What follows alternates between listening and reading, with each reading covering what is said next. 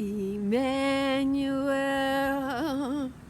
God is with us. Emmanuel, God is with us. I didn't quite have enough of my egg mixture, so I thought I'd show you how I make it. I just put another egg in there because I think this is important. And this is half and half, but any milk you have is fine. That's it. Whisk away. Add whatever seasonings you want. I've got some cracked black pepper and some Old Bay. And whatever this egg mixture you have left, you fry and serve with your chicken fried steak. It's that easy. Yeah, that's how you do it. I'd share this little secret to the best chicken fried steak. It's real simple. Egg and milk, put your spices in there. And this is a chicken fried steak, beaten round steak. And after you dip it in that egg and you got it good and saturated, you take it over. This is just regular flour. And you put it in that flour until it's well coated here. Y'all hang with me here. This is not a long video, but this is a wonderful technique. Okay, now you got it there. You think you're done. No, you're not done. Dip it again. Yeah, dip it again. You see how all that got wet? This is restaurant quality. Yeah, and then cover it again. Just like that. You see how much flour we have on that? Pack it in. Pack it in. This is chicken fried steak. This is how you do it. You think I'm done, right? Well, the secret to chicken fried steak, to getting that thick coating on your chicken fried steak, is this. This is probably thick enough, but that third dip, that's the secret. This is it. That third dip. See, it was still able to take a little bit more. Yeah. That third dip, that's what separates the amateurs from the professionals. There it is.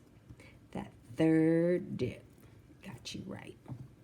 See, now I can't take any more. My fingers are full. That third dip got you right. Yeah.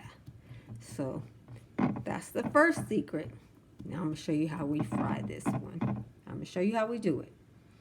These are the secrets to the best restaurant quality chicken fried steak. You can do this. It's not hard. Egg and milk, just the egg and milk like you were making scrambled eggs. Whatever kind of flour you like to use. That third dip. See, you can't even see a steak in there, just like in the restaurant. I'm going to show it to you one more time. Put that bad boy in there. This is a chicken fried steak that I've unthawed. Make sure you coat them good. It's very important. After you get them good and coated,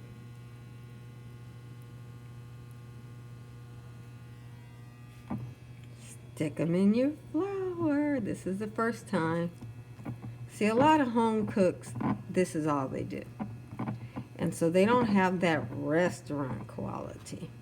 They don't have that good old fried, crispy crust on theirs. And they don't know. They're using some special kind of batter. Are they? So it's number one. That would be good enough for most. Number two. It's pretty quick. Stick that back in your flour. This time, yeah, I'm getting it in.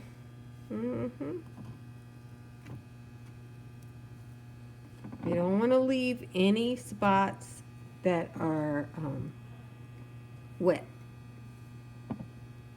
because that means it's too much egg. You want that egg, wherever it is, to soak up flour. Now, the second time is probably enough. It probably is. But just, because we're working hard on this. This is hard work here. We got up early in the morning, unthawed the cube steaks or beat them up or whatever we did. And we want this to be so good. People are like, wow. You're in quarantine. You're not going to the restaurant. You're in the kitchen of mom, or the kitchen of Tom, or the kitchen of the mechanic, do what you gotta do. But that third time, this is where it becomes restaurant quality. Up until now, it was great. It's homemade food, so you could stop it whichever, if you remember how your mom made this, or how your favorite diner made this, and you want to make it like that. I love black pepper and red pepper, so that's why I use Old Bay spice in mine. I do not use seasoned salt because seasoned salt has that ingredient in it that causes high blood pressure and heart attacks and stuff like that. And this is fattening enough without me trying myself out like that. And now we're going to fry them. Now the next secret to the best chicken fried steak ever. While you are in quarantine, you won't even miss the diner. You will think you are at Denny's or Norm's or wherever you go. You got to get that grease hot. And we got to be sure. So this is water. Now I'm not going to pour that in there. What I'm going to do is dip my little tiny fingers in there. Get it on my fingers. Too slow. It's got to be faster than that. We need it to crackle and pop and scare. Right. We gave it a few minutes. We're going to test it again. Yeah! It's go time. Okay.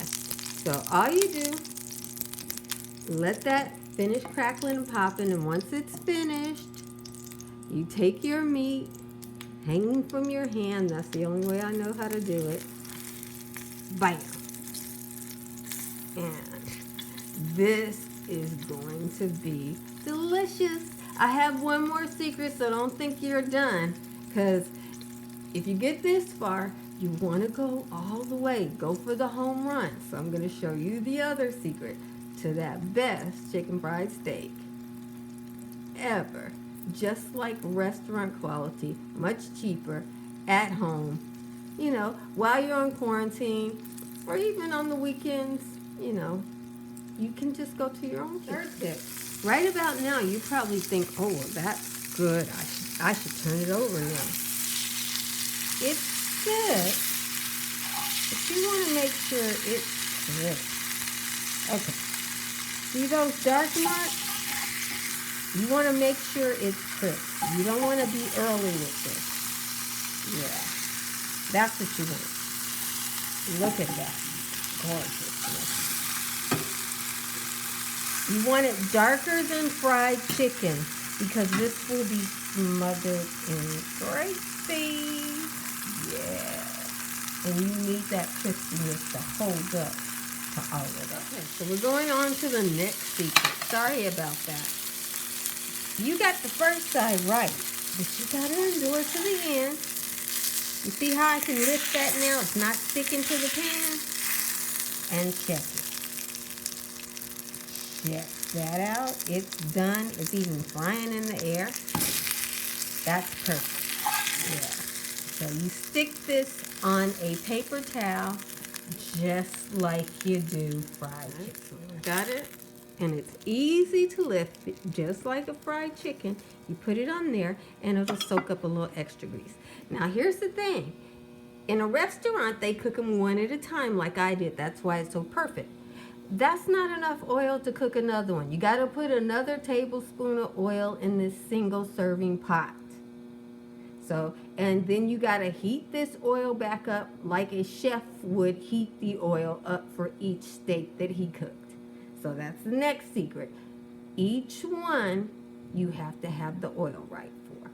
If you're using a bigger frying pan, I'd say you could do 2 at a time. I would not suggest more than that because you might not get the oil right and they're not going to come out perfect like that.